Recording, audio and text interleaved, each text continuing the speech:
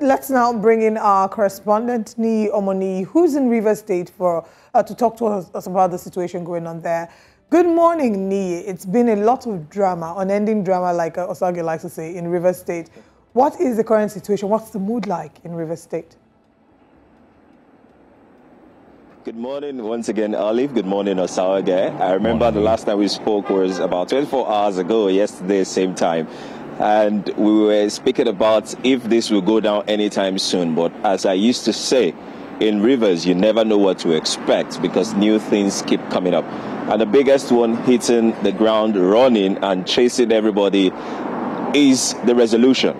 Now, I can go on and on and on about that resolution because there are so many controversies and so many conspiracy theory about it. Now, the resolution has given powers to a lot of power to the legislative, and of course, I'm trying to put the hands of Governor Fubara in a jar. And a lot of people are beginning to react to it. In fact, when that news hit the social media, the very first thing people were saying was that, is this true? They were so confused. But I'll first take the controversy, the conspiracy theory, so that we can have an idea of what we're dealing with here. Now, the first thing we did when we got that slip on social media is to track all government's social media handle, and we did not see any of that particular release on their social media handle.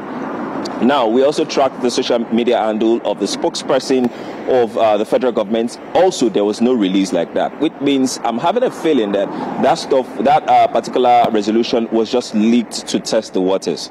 Now, we do know that this has happened before during the UAE travel lift of the ban, where they said UAE has accepted, and the spokesperson came out to say, "Oh, the president asserted this when it met with the UAE president and all," only for the government to come out later when people started digging further and trying those things out and to say that, oh, you know what, we don't do that. We didn't do that. And there was nothing like that. This is what really happened. And that was even after the response of the UAE. Now, we've seen many of these things unfold. Let's also point out the fact that this particular resolution, it has no letterheading. It was not addressed to anyone. It is not addressed to any ministry. No form of. So it was just a picture of, you know, they just screenshot what, so anybody could have written this and posted it online. Now let's focus on the signatures.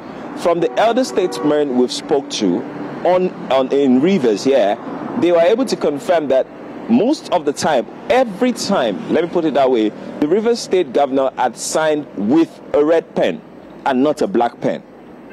So these and more are the controversies that actually go around this resolution. Now let's come back to the resolution itself. One of the major bane that has been the issue with people is that even if Governor Fubara wants to agree with these terms, constitutionally it is wrong. Constitutionally it goes against the law, and they are calling for a review or something else should be done, because no executive power can put down the court order, and that is some of the things they are raising as concerns. Yeah, you know, and I did mention these things yesterday. You know, if these resolutions were real, you know, does the president's word or the president's directive then override the Constitution, you know, and what the law says, you know, in many regards. But of course, you know, what the House of Assembly complex was demolished.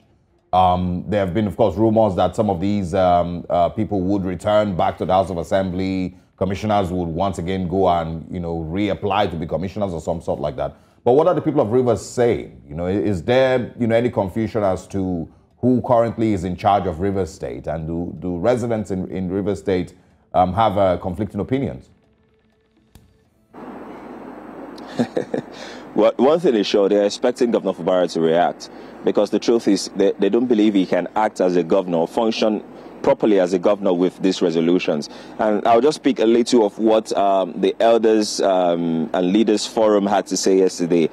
They spoke to the one-sided, so they were of the opinion that it just seems this resolution, they just called on former Governor Nyesom Wike that, Governor, what do you want? And he just told them, and they just typed it and, you know what, put it on social media. One being the pardon me, the fact that the Right Honorable Martins Amehule and his team can choose anywhere to sit. We know under the provision of the law that the executive is supposed to make provisions for where the legislative should sit. And with the demolition of the complex, the State Assembly complex, then the executive should provide where they should sit. We also know about the suggestion that the governor should represent the budget. Constitutionally, though, there is no provisions for if the governor has to represent a budget. But it doesn't mean that the governor has to represent the budget, because we are talking about, and there's also the fact that they want him to take back all the people who had resigned. They should come back. See, we can go on and on about this. One thing is sure, the residents are confused because the governor himself is not even speaking to the people, and that is one of the things that is getting them more aggrieved, that the governor has not come out to even do a press release. Most times it's all about hearsay, speculations. Oh, they said this, oh, they said that. The only time I remember hearing the governor speak was at the groundbreaking ceremony of the 20,000 housing units he flagged off last week on Friday. Aside that, he has not come out to really say, and a lot of people, elders in the state, are also saying that he's not carrying them along. He's not opening himself to reviews, not opening himself to help from the elders to help him navigate this through. And they are saying if he decides to accept this resolution, he will not only have former Governor Nyesom Wike to contend with, because even if he defects to APC, he's going to meet former Governor Nyesom Wike there. If he stays in PDP, former Governor Nyesom Wike is still there. Yeah. And let me just put it on record. We're hearing rumors that former Governor Nyesom Wike was supposed to defect officially to APC, but due to all this rancor, he couldn't, and he's still trying to stall it. So all these things are things that go around this controversy, and now people are just waiting for Governor Fubara to speak to the people and let them know what his mind is and what he's going to do. But it will be so sad, according to residents here, if Governor Fubara actually takes this resolution and acts with it. Because whichever way, if he's looking to push for second term, people are saying it will not work. So they are going to put him, they're going to handcuff his government, and he will even lose the second term bid. Well, some people are in support of Sim Fubara, others aren't. Peter Odili has expressed his support for Sim Fubara, saying that he's taking the right steps. But we'll continue to explore the developments that come up in Rivers State. Nyesom Wike, thank you very much for joining us. We look forward to speaking with you again.